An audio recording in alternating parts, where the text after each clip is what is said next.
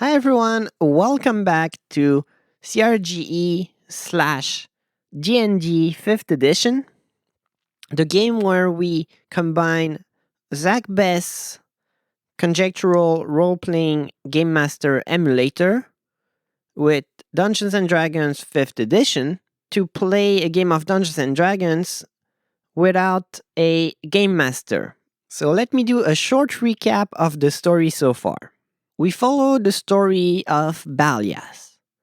He is a level 1 paladin that was once a good fighter and that more recently, in the last few years, was a kind of monk in a monastery until the giants, which are kind of the biggest kingdom in the land, the most powerful, they kind of attacked out of nowhere.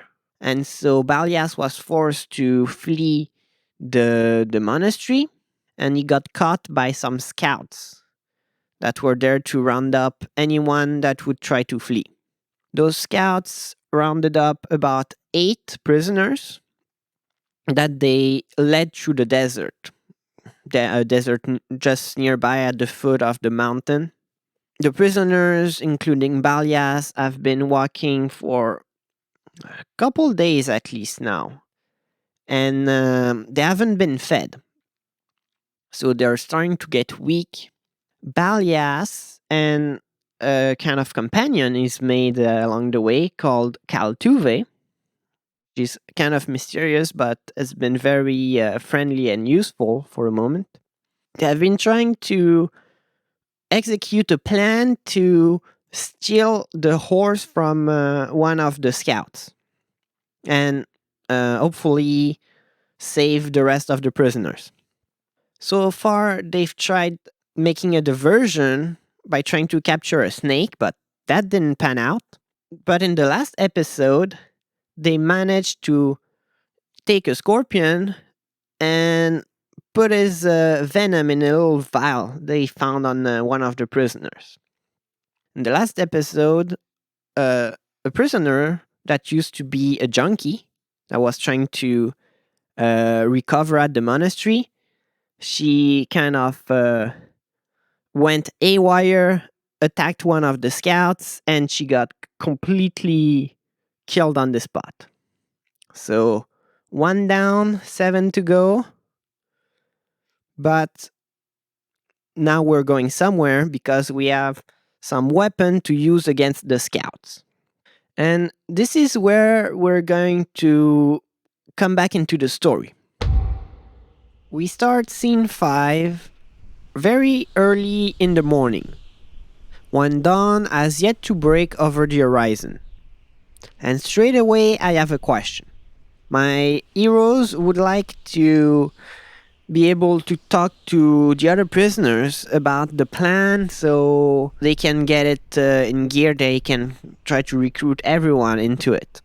But to do so, they need the guards to not be aware of them. And the best time to do it is when everyone's asleep, except the guards are not dummies. It's probably not their first time, transporting prisoners or any kind of people.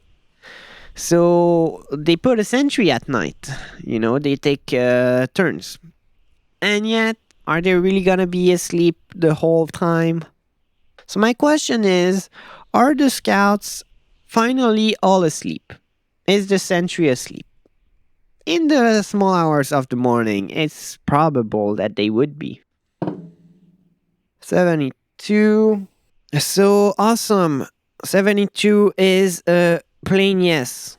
We are in business. Cal gives a little nudge to Balias to wake him up. And together they go wake all the others in the most discreet way they can manage. So they whisper and they go around where everyone's huddled to gently nudge them awake. We managed to harvest some venom at the oasis yesterday. We think we could use it to poison the scouts to give us a fighting chance against them. It would be a tough battle since we don't have weapons and armors like they do. So we need everyone we can get, Balias explains to them. So you want us to help you kill them? Says the female monk. Balias stays silent for a second, as he didn't expect someone to put it so bluntly. So my question is, do the monks accept to help fight the scouts? We have one search token, by the way, because it was a plain yes answer before. And we're still into conflict. Okay, so this is a 44 minus 2, 42. This would be a no, so... So definitely the woman doesn't accept. On face value, they don't really want to do it. Fine. Cal and I are charismatic. We might be able to convince some of them. I will assume that we can't convince the female monk, but maybe we can convince the other ones.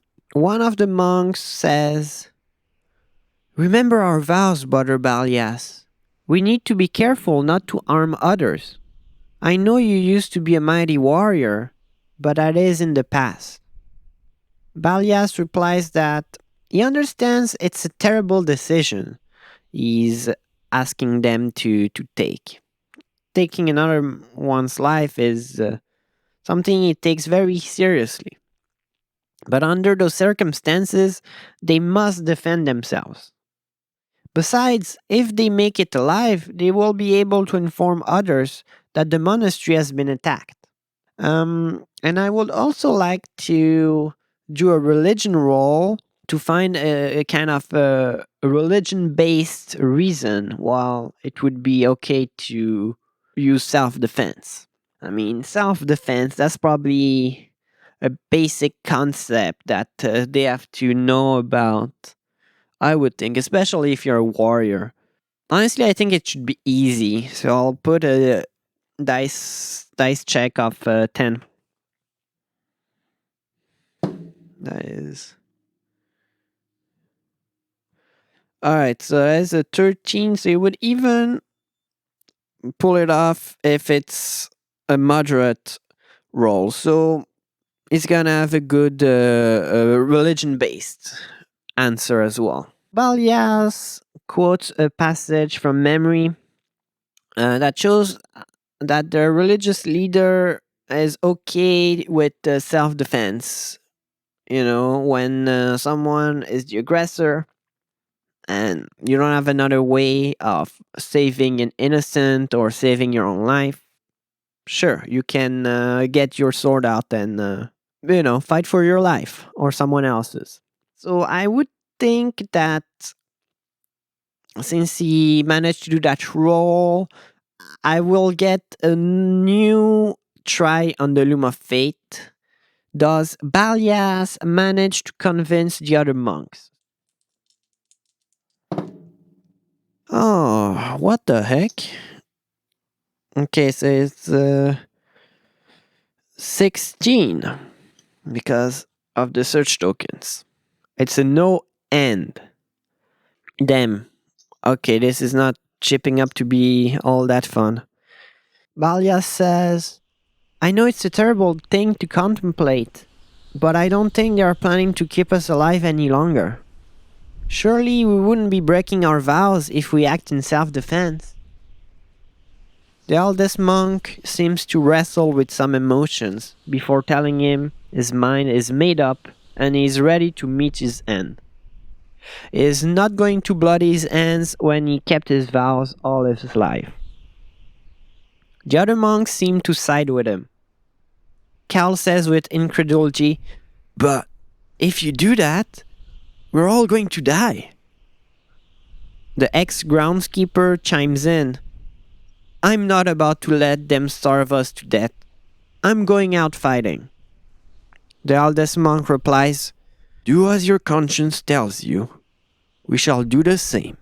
If you wish to fight, do so, but we shall keep our peace." And it sounds a tiny bit upset when he says that. Balias kind of sighs and he says, "Then if you're not going to fight with us, will you at least pray for us? Pray for our success? The monk seems taken aback. And I want to see if that persuades him. Because we're gonna need any help we can get. I wasn't thinking they were going to say no. I'm gonna say it's an easy one again, because come on, you ask a monk to pray for you, will he really refuse? Most of the time, I think he would say yes. Okay, so it's gonna be DC 10. Yeah, that is a 15. So it's like a 17. So the monk agrees.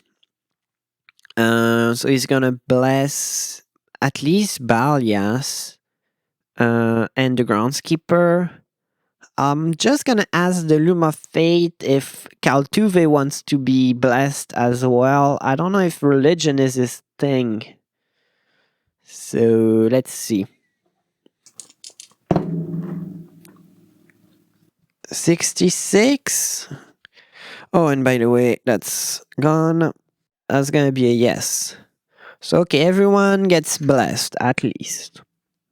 Not too bad. The monks recite some prayers, asking God to be merciful and to guide the three men to victory, while not straying too far from the straight and narrow path. So while they don't want to get their hands dirty, they still condone the fact that if that's their choice and it's on their conscience, then alright, let fate guide them. So as a result, Balias, Cal, and the groundskeeper, which are the only three that are gonna partake in the plan, they all receive an inspiration point. And if I remember correctly, an inspiration point, that's straight from the GNG rules, and you can expend it whenever you want to get an advantage on a roll. So this should be really good when I do the surprise attack. Balias and Cal go a little bit away from the others to talk and kind of debrief on the situation. They both voice their disappointment about the monks not being willing to fight with them. At least you're not willing to back down, and so is the groundskeeper, says Cal. Well, you heard the guy. I used to be a soldier, so I guess old habits die hard. But it pains me to see them so resigned.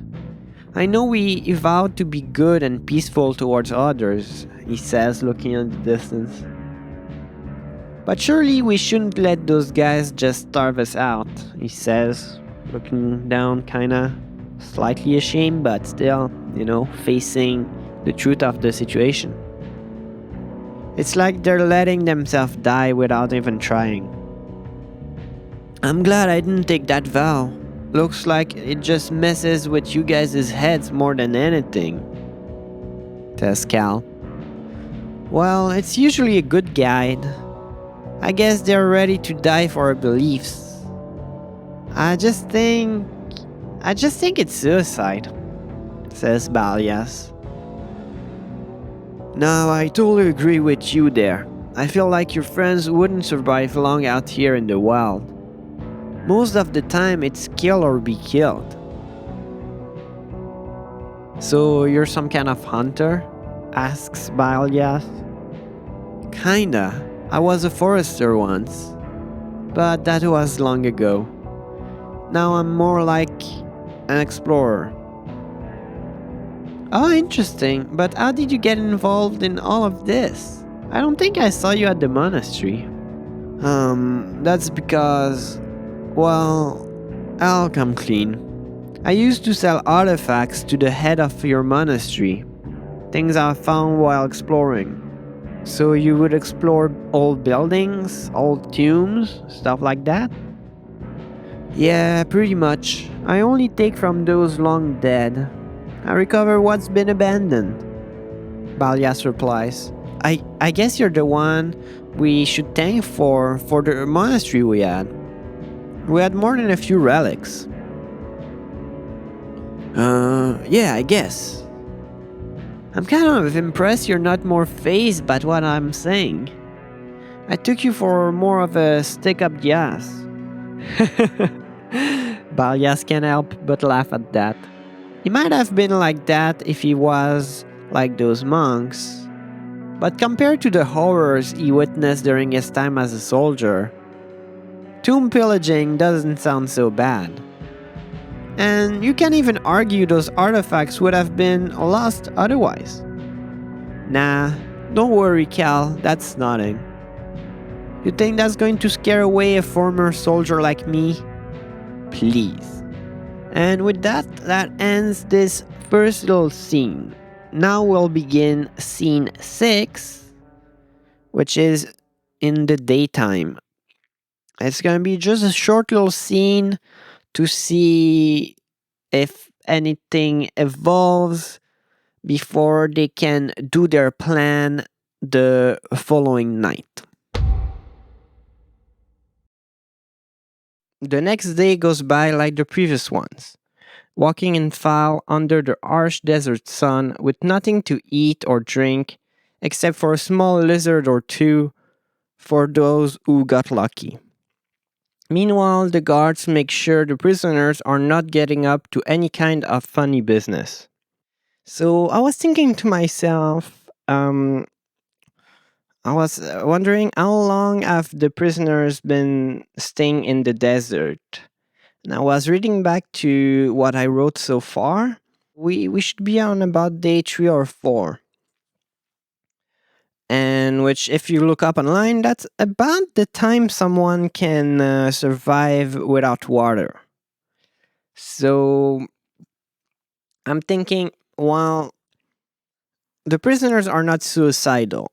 If my characters, Cal and Balias, were able to find a scorpion, then they probably could find something like small lizards, like I mentioned in my text, or other scorpions, insects, even. I mean, if you're really, really hungry, you'd go for that stuff. So it's not impossible that the prisoners could last a day or two still, but I would kind of expect that some people would start to collapse on the day we are on. So I will do like in the previous episode and ask the loom for each prisoner if they have consequences for not eating or drinking. I will not roll for Cal because I assume, since he's an outlander as his background, he probably just ate the scorpion we caught. So let's start with Balias. Is Balias sick from starvation? Alright, that is a 60. That is a yes. So I will throw a constitution saving throw of moderate difficulty because it's already 15 and I only have a +2 in constitution to help me. And if I don't get it, I will get damaged, I guess. Alright. Ah, dang it. Yeah, that is a 6. So I got 8. My character is definitely gonna take some damage. And of course, I have to roll a 4. Gosh dang it. So I'm gonna be on 8 for my big fight. I'll do each monk. They will also get 1d4 damage if they miss, but it's just gonna be on a yes or a no for them. Let's start with the insensitive professor. Easy, suffering from starvation. Oh, okay. Dang, so that is the 90. Yes, and I will ask a follow-up question. Does he collapse? Oh boy. That is a 87. Another yes, and Wow. Well, I guess he straight up collapses and dies. Okay. Jeez. That is grim. Alright, I will roll for the other ones before I describe what happens with the professor. So the insightful officer. 75, that means he also suffer from starvation. So I'll just take 1d4 damage. The thing is, he might still die. Alright, how much damage? Oh jeez.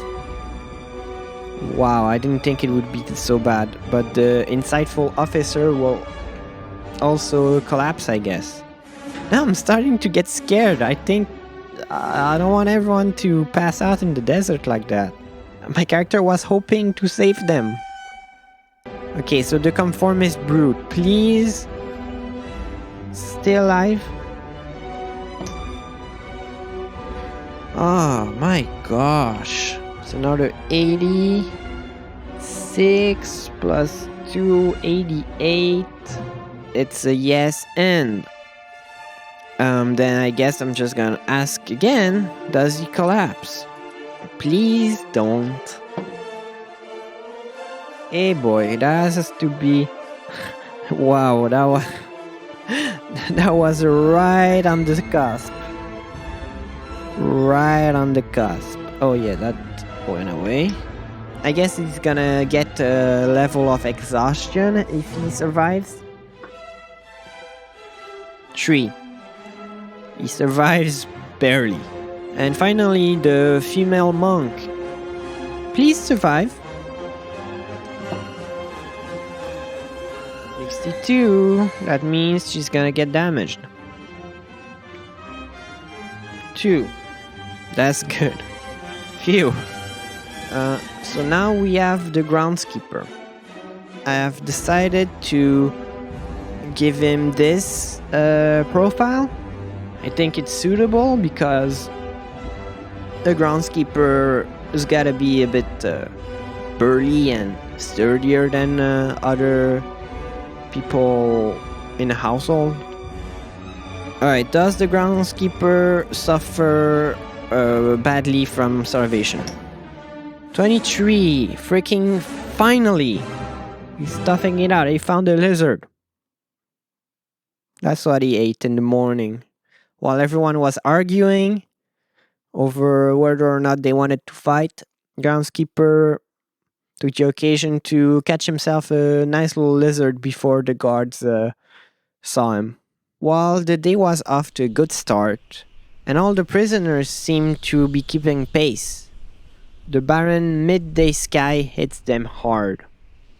The sun is scorching hot and Balias gets a strong migraine that leaves him weakened. The others seem to be suffering too, particularly the elder and his assistant, whom Balias has never seen eat or drink anything. Not even a bit of leaf or cactus, like it seems some of the others do while the guards weren't watching. The two eventually start lagging behind the group, and their captors will not let anyone come to their aid. They almost stab the brutish monk over that. Guilt-ridden, Balias keeps stealing glances behind him. For a while, he can still see their silhouettes over the horizon, still trying to drag themselves forward. But when they can no longer be seen, well, Balias recites a quiet prayer and vows to give his all to save the others. One of the guards sees him looking concerned and looking over his shoulder and taunts him, saying, "Don't worry, big guy. We're almost arrived."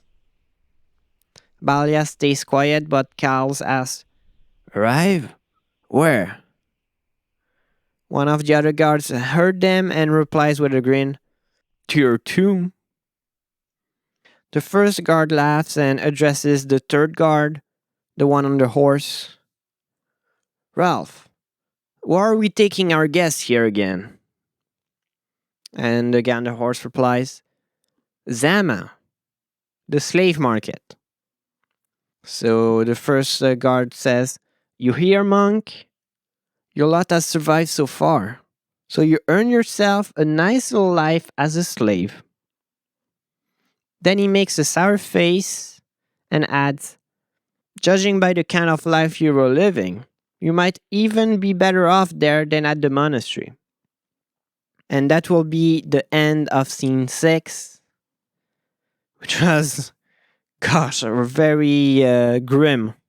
So, yes, that's what is at the end of the Death March if they don't escape.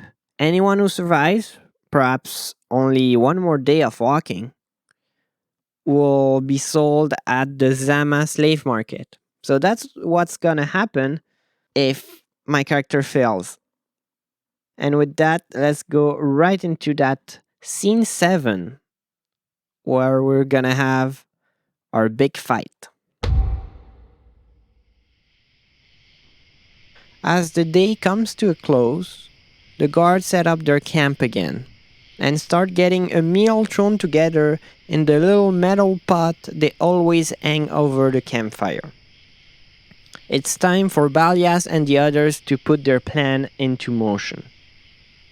So before moving on, my characters, especially Balias and Cal, they've been searching for a weapon for at least since the previous episode. So I will throw on the Loom of Fate for Balias and Cal if they have managed to find anything. It could just be a big rock. It could be anything. And if they do, I'll use the rules from the player handbook about improvised weapons. But first, let's see if they found anything. So that will be Balias. Let's see. And he gets 61. No, 63. And let's immediately see if Cal has also managed to find an improvised weapon. Oh my gosh, that is 0, 0. Is that 100 if I get 0 everywhere? Or is it a 10? Alright, so reading this, they do the argument properly. So I hope I've been consistent, but I guess I just got 10. I guess this is supposed to be a 10. I'm not sure I've been consistent with that, but I'll try to be treating it as a 10 from now on. So since we have 10 minus 4 because of the 2 search tokens, we are in no but. They didn't find an improvised weapon, but alright, I will ask a follow-up question to discover what he found. So I figure if he didn't find an improvised weapon, maybe he found another little scorpion or something like that. So I will ask, is it a creature from the desert? 43, that is a no. He could have found maybe some money hidden away in the desert. Let's see if it's money. So that's like a 89. That is a yes, and so it is money. Okay, I'll say he found a little pouch of 10 gold pieces that someone else hid away. He found it. He was, I guess, looking into the cracks of things as he was going along. He pretends he's peeing or something like that. The guards are a bit pissed and uses his thief skills to just grab the thing and put it in his pocket. Since Balias is pretty good at unarmed strikes, because he gets 1 plus 3 gets 4. he will give the improvised weapon to Kaltuve. So, improvised weapons, they say to do 1d4 damage, and I'll allow Cal to put his proficiency bonus. So he will have +3 to hit. It's going to be 1d4 +1 because of his strength. Not too bad. Alright, I will also ask if the groundskeeper managed to find a big rock as well. You'd think in a desert full of large rocks and rock formations that they would find something suitable, but they have to be careful, so maybe they didn't. Okay, that is a 1. Oh, that is bad. So it's no and unexpectedly, which I am not thrilled about. I didn't want yet another monkey wrench thrown into my plan, but what can you do, eh? So let's see, I gotta throw a d20, and I'll see on this table what it gives me. That is a 2. Okay, so it's tying off, which I feel I'm already basically doing. But let's see what it says.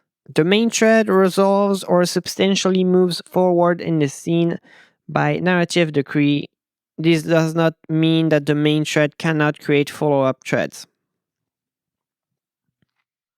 Well, that is basically what's happening already, since I'm gonna be doing my plan. So let's say that it means that no more preparation. No more are we prepared? Do we have what we need? It's just with what we have, the plan is put in motion, and that's it. That's what it's gonna mean, the tying off. The scout's cooking pot has started to smoke and bubble, which means it's the perfect time to go and spike it. While the guards aren't watching, Cal goes to hide behind the tent, so he should be able to sneak over to the pot from behind, while Balias serves as a distraction. Our protagonist goes up to the guards, patiently waiting for their daily desert stew. Balias decides to go the confrontational route in the hope that he can get them wound up and focused solely on him. So you guys think you can just kidnap us and sell us to the desert trader? You guys are fools. You just let one of our saints die out there. Now God is going to visit his wrath upon you. So, I will throw a charisma test. Basically, it's kind of like persuasion, which is not a skill my character is very good at. But he still got +2. So he needs at least 10 to get them a little bit tricked. If he goes 15 and up, then he really managed to do it. If it's under, then I don't think the guards are gonna get baited so easily. Alright. Oh no. I barely had it. It's a 7. So I get a 9. And 9 is like barely a failure there. Alright, so the scouts just start laughing. Just go back over there, big guy. It's no use holding God above our heads. You might as well be pissing in the wind. But Balias is not about to give up just yet. He decides to double down and to quote some scripture at them. To sound like a spooky, like almost like a prophet, He's going full on religious zealot as an act to at least divert their attention. That's what needs to happen. So this is gonna be harder. This is gonna be I'm gonna have to do 15 or over to really do it, and I have +3 because I have +1 in intelligence and I have religion as one of my skills. I was about to forget. I have an inspiration point, so I'm gonna use it there to throw 2 d20s and take the best one. My 2 d20s in hand. Let's see if I can manage to distract them long enough with my religious talk. Ooh, thank gosh I made that decision. Balias starts repeating some of the most menacing passages of scripture he can come up with, and he launches into a whole diatribe about how the wicked men will be brought down to hell and tormented for eternity. It's all fire and brimstone. The scouts stare at him angrily and shout insults back at him, but they're paying no attention to what's going on behind them, which is the key. Since this is working, I will have Kaltuve roll a stealth check, but it's really low. He just has to clear a 10 and up, and even if he gets like 8 or something, I might even let it pass, because it's really working with Balias right now. Oh, okay. So it's a 4 plus 5, it's a 9. Yeah, I'll allow it. The only thing that happens, because he just fell short of this, one of the guys notices after the fact. Like, he doesn't notice Kaltuve pouring the poison, he just notices that it's there and is like, "Hey, what the fuck are you doing here? Get back over there and bring your crazy friend with you." The guards get angry and try to intimidate Balias and Cal, so they get away from them. A knife even gets unsheathed before they settle back down. They're like, "Hey, you freaking... shut up, you crazy religious guy, and you get the fudge away from our pot." Cal remarks, "I guess the only thing keeping them from gutting us is the prospect of making a few gold coins selling us." "Oh, and it's done, by the way," he says in a quieter voice. "Those guys are about to get some early payback." The fight is about to break out, but first, the poison has to kick in. Now, let me show you what I'm using for poison. If you look into the monster manual, under Scorpion, it says that its bite does a 1d8 poison damage on a fail save and half as much on a successful one. And you have to succeed at a dice check of 9 in Constitution. But I went and searched online to see what a scorpion sting does in preparation for this fight. And I learned that you can actually get high and addicted from one of those stings. Apparently there are some people that get sting for fun. So I ended up settling on this. So I nerfed the damage from 1d8 to 1d6. So we'll assume this is not the most poisonous, venomous scorpion around. But I decided to give them a disadvantage to initiative because it's gonna get them high. The scouts have settled back around the campfire. They're enjoying their meal as usual when they start getting giddy like 3 drunks. Cal notices their change in attitude and smiles coyly in Balias and the groundskeeper's direction. "Did you ever notice how bright the sky is?" says one of the scouts. "I never noticed how big it was." So it's kicking in, which means I'm gonna roll for each of them to see if they pass or fail their Constitution saving throw. I'm using the Scouts profile from the Monster Manual book, which means they have +1 in Constitution. Let's begin with the Archer. 9 and up. He passes it. So now he takes half of 1d6. Oh, well, 5 is gonna be a 3 damage. So the Archer is down to 13. Now, how about the guy that sits on the horse usually?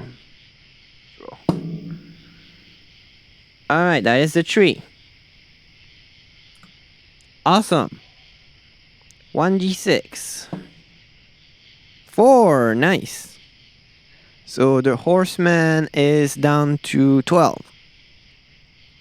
Now, how about the guy with the spear? He passed it. That's a 10.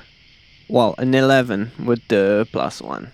Okay, so 1d3. That would be a 2. This guy is resilient. Alright, 14. Not too bad though. That saves me like a round of combat. So now the fight is about to begin in earnest. And I mean, we got a little bit of damage in thanks to the venom. But I don't know. I feel like this could go very badly.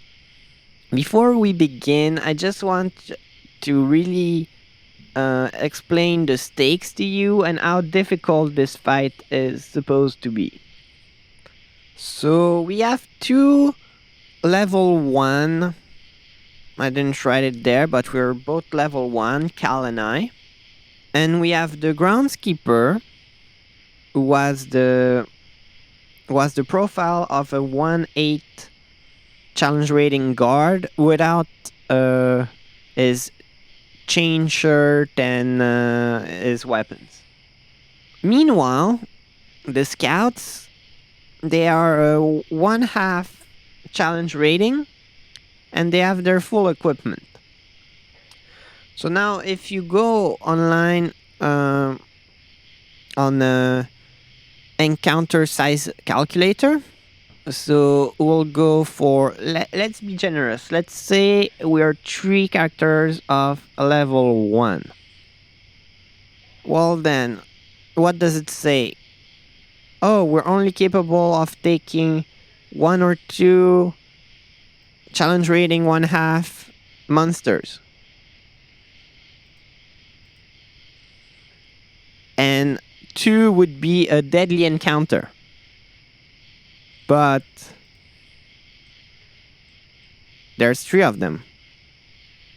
This is not supposed to be a fight that I can win. That's why the scouts were not more stressed than that about us fleeing. Because they're supposed to be able to overpower us like that. Just like you saw when the junkie woman tried to rebel. So yeah, that's why I've been trying to give my characters as much of an advantage as possible. But I don't know, man. This could easily go south. Our 3 warriors notice the guards are looking drowsy, so they know it's time for the fight to begin. Balias has gathered a heap of sand in the tattered rags of his shirt. When the guys are in position and give each other the signal, he walks up to the campfire and dumps the sand over the embers. Suddenly, the whole camp is covered in darkness. We shall begin the combat with a round of surprise attacks. Here's how we are placed. Obviously, they wouldn't be surprised by my character. But Caltuve and the groundskeeper are definitely gonna go in stealthily, and they should be good at that. I'm gonna roll for if the groundskeeper and Caltuve manage to surprise the other guys. Plus, as far as passive perception, I mean, normally they have 15, which is very good, but I'll nerf them all the way down to 10 because of the venom. I'll start with Cal. He is proficient in stealth and he has +3 in dexterity, which gives him a +5 in stealth, which should be amazing for this fight. Oh, come on! I feel like it's a little bit cheap, but I'm totally doomed if I don't do that. So, Kaltuve, he was part of the prayer with the monks, and he had a point of inspiration. I know you're supposed to use them before to gain advantage on a roll, but I'll be using it now to get a reroll. I know it's a bit iffy, but come on. Like, it's not gonna stumble right now. Stupid Kaltuve. And whatever comes up, it's gonna be what I get. There we go. That's an 18. Thank gosh. Okay, now we'll be doing the groundskeeper. He is supposed to have only +1. So this is going to be a bit harder. But there he goes, 12. Yes. And he still has his inspiration. So now we'll be rolling for initiative to see who starts between Cal and the groundskeeper, and then in subsequent rounds when the fight really begins. So let's start with the bandits. So they have a 4 +2, they have a 6. Oh, I even said they would have disadvantage. Let's see. Oh my gosh. Okay, so actually, by giving them disadvantage, they only have 3. At least that part of the plan seems to work. Now for Kaltuve. Okay, that's not a lot. It's 5 +3, which is a 8. All right, that's for Cal. Now for the groundskeeper. Ooh, 15. Awesome. And finally, let's do Balias. He has a -1. So that is a 11. Cal is not being super good so far. Like only an 8 when you have a +3 in dexterity. Anyhow, time to strike. The groundskeeper moves up behind the archer. He paid attention to where the archer was before Balias poured the sand over the campfire, so he knows where to strike. So I checked what the darkness would do. We won't be at a disadvantage because everyone is going to be at a disadvantage. So it all cancels out basically. Except that the guy with the bow is not going to be able to shoot at anybody because he can't see anything. So that's how I got rid of that problem. The groundskeeper is just going to do a normal attack and he's going to use his inspiration point to have like a bonus on his roll. I guess with the inspiration, I can do that. He's using unarmed weapons. He's using his hands. Oh, that is a natural 20. Okay, so that's cool, but when you only use your hands, you don't throw dice. It's just 1 bludgeoning. So I do 2 bludgeoning plus my strength, which is +1. So I do 3 damage only. Which is not much, I know. That's why I wish I could have found a weapon. So the archer is down to 10 HP. And now Kaltuve is gonna move around. So 1, 2, 3, 4, 5. And now he's basically, with the enemy both sides of the spearman, which should mean that I can use my sneak attack. Oh no, I can't wait because I'm using a rock. And a rock is not a finesse weapon. Ah, frick. Oh, frick. Okay, well, I don't think this is gonna go well now. Fuck. Okay, so forget what I said. He's gonna go to the guy right there. Makes more sense anyway because, he's in the darkness.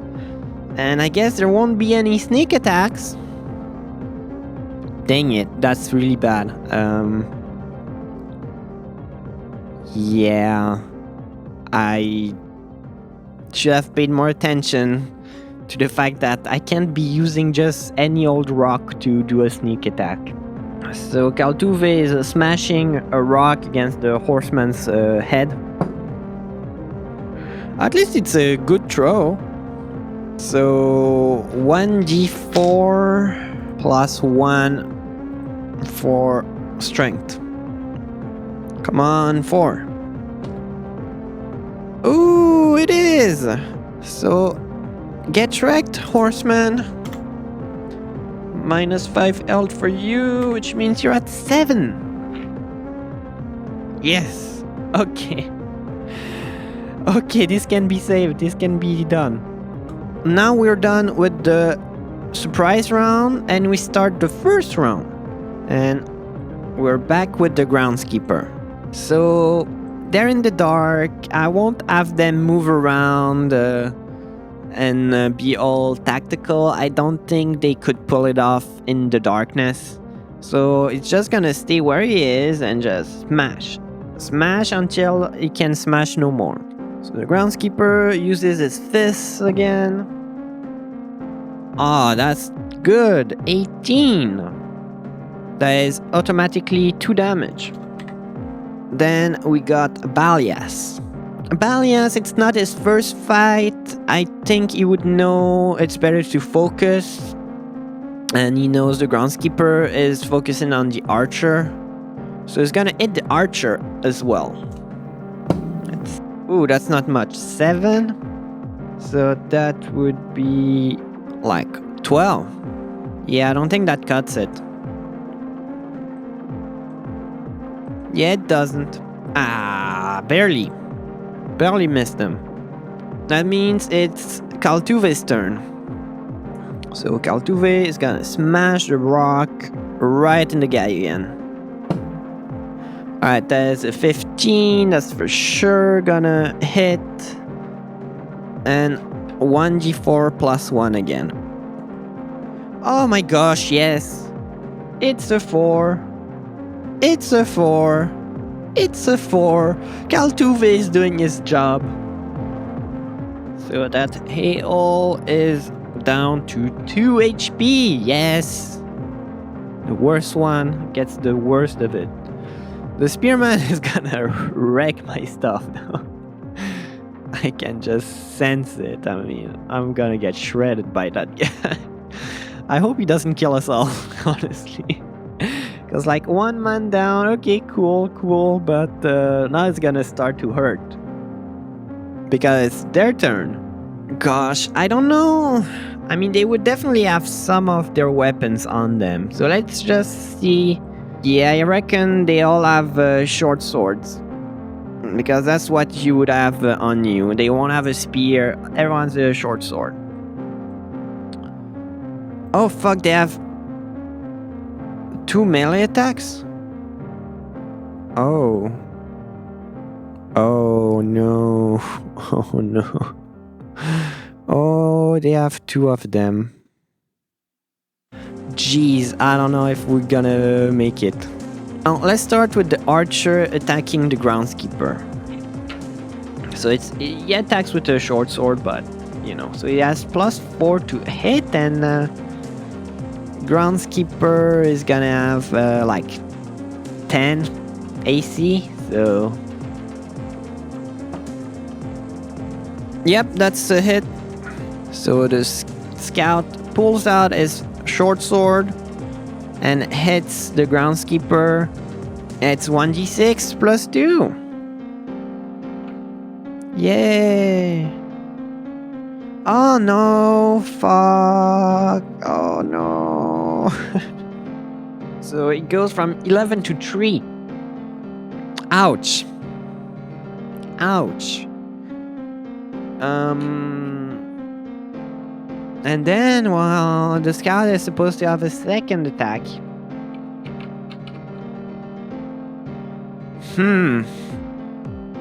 Oh well. Let's give it a shot anyhow.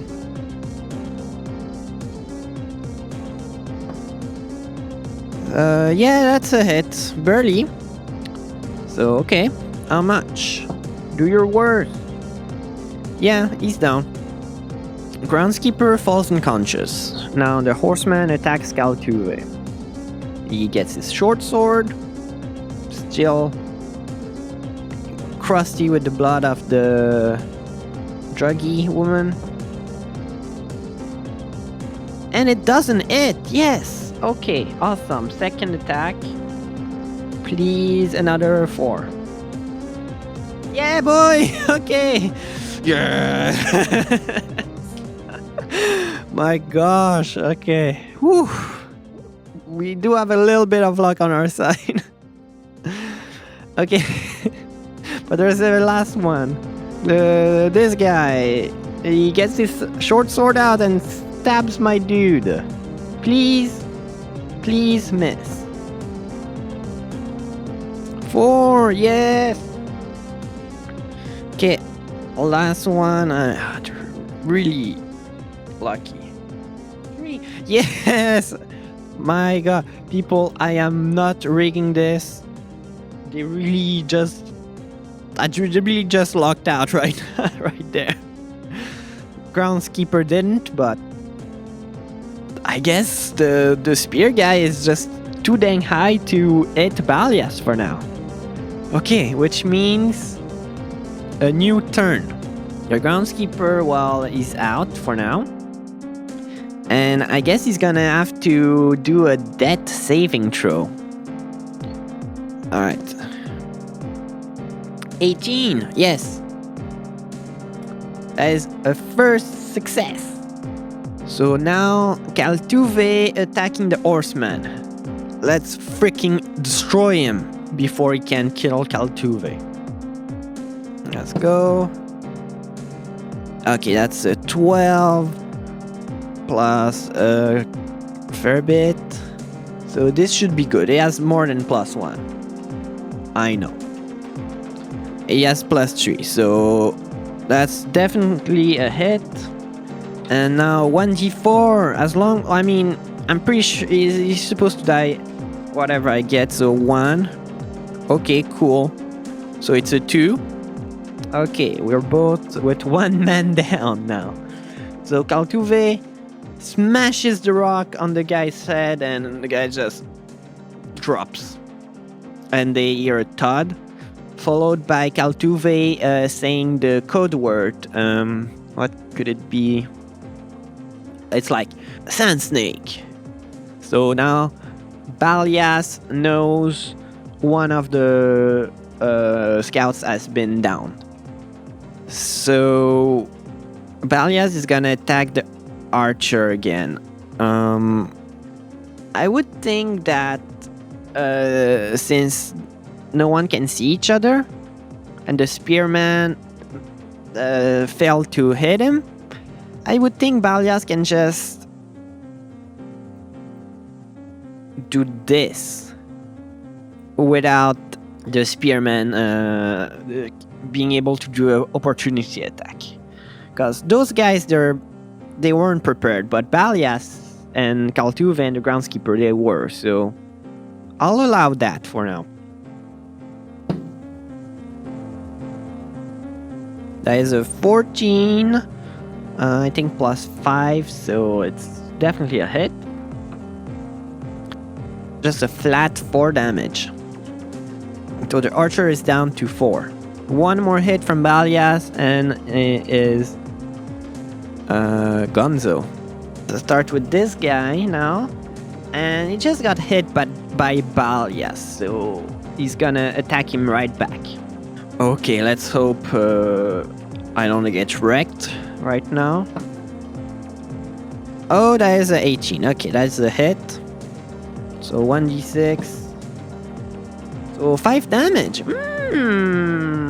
I love it. So I'm down to 3 because I started with 8. Ah, please don't kill me. Because if it hits, I'm done. Yeah, he hits. 6. So I'm down to 0. I'm in the same zone as the groundskeeper now.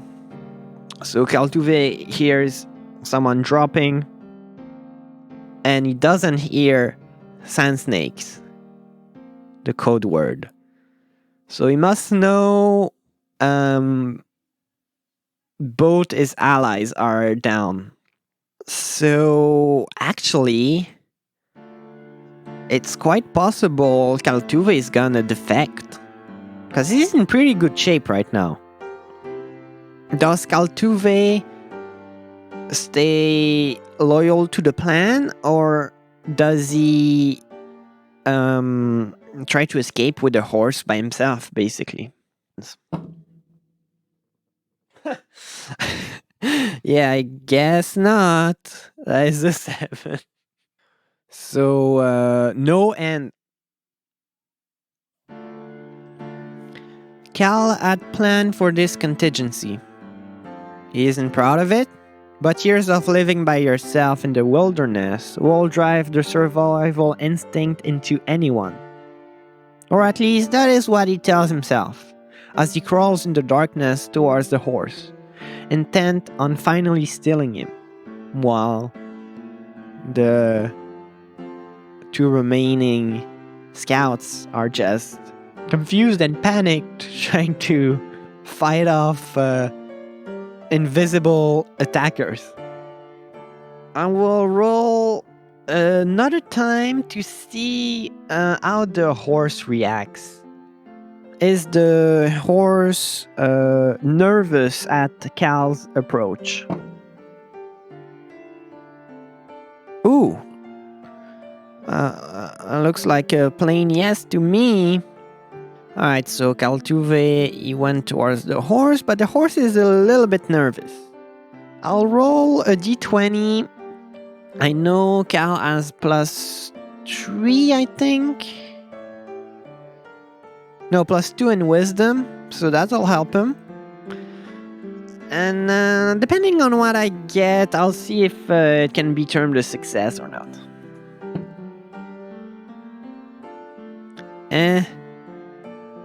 He's got 13 +2, that's a 15. I'll say it's a success. The remaining scouts scream with rage when they hear the sounds of hooves taking off only a few meters from them. You thief! You bloody thief! Meanwhile, on his horse, Cal is feeling a mixture of relief and intense guilt. He feels like he abandoned a friend. Maybe even left him to die. He doesn't know what'll be the next step. He just knows he has to get away from here, at least for tonight. Tomorrow there will be more time to think. Wow. Well, that was pretty unexpected. I'd been really anxious, kinda, about getting this fight over. I knew it would be very unlikely that we won. I'm glad at least Cal could get away.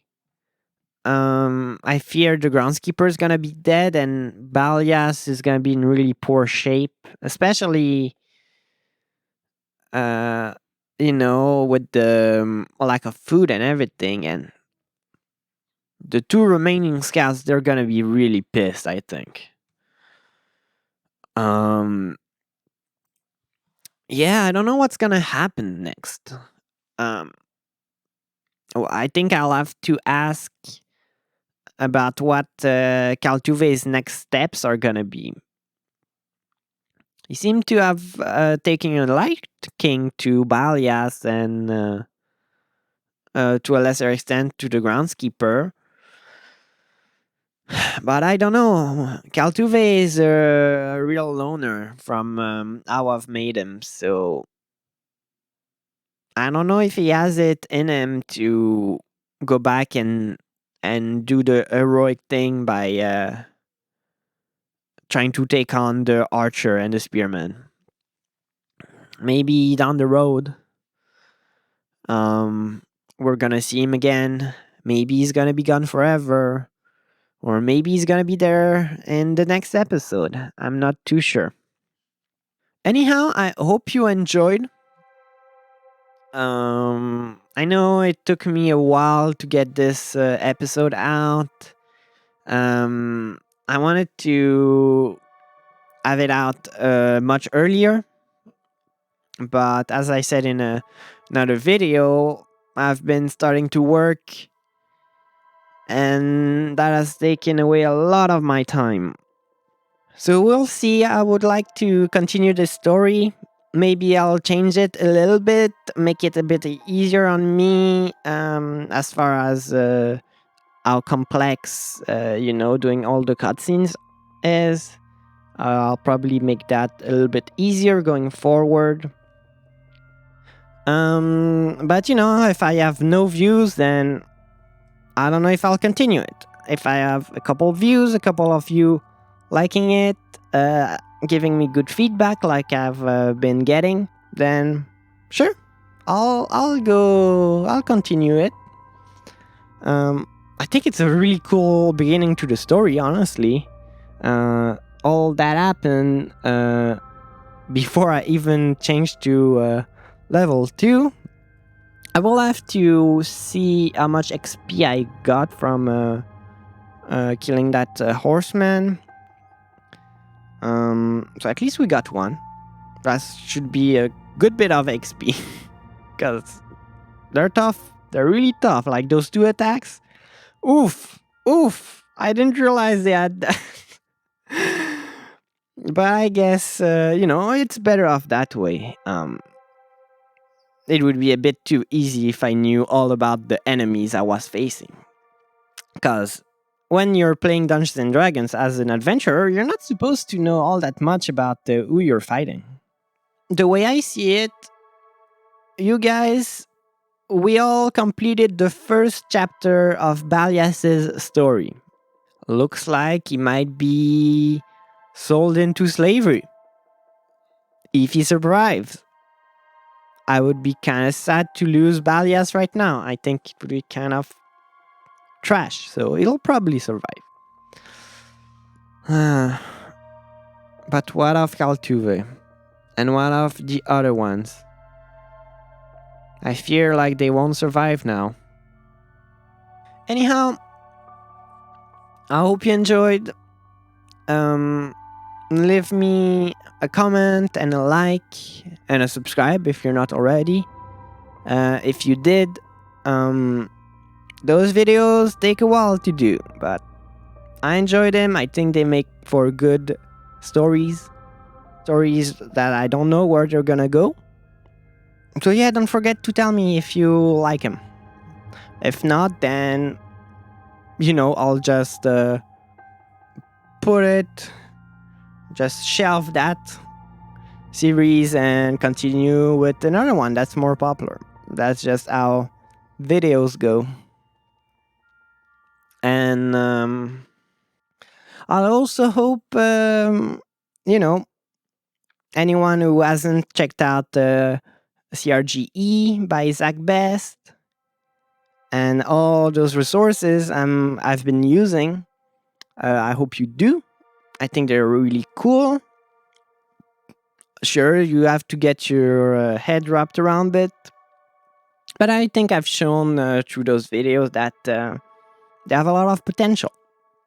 And I'll definitely have to try the competitors. I'll definitely have to try Mythic Solo RPG. That's definitely on my bucket list.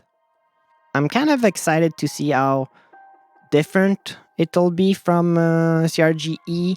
Perhaps I'll even just smash them together to do my own Chimera, the best version. So we'll see about that. So yeah, enough rambling, enough stories for today. Have a good one. See you in my next video. Love you guys. Bye.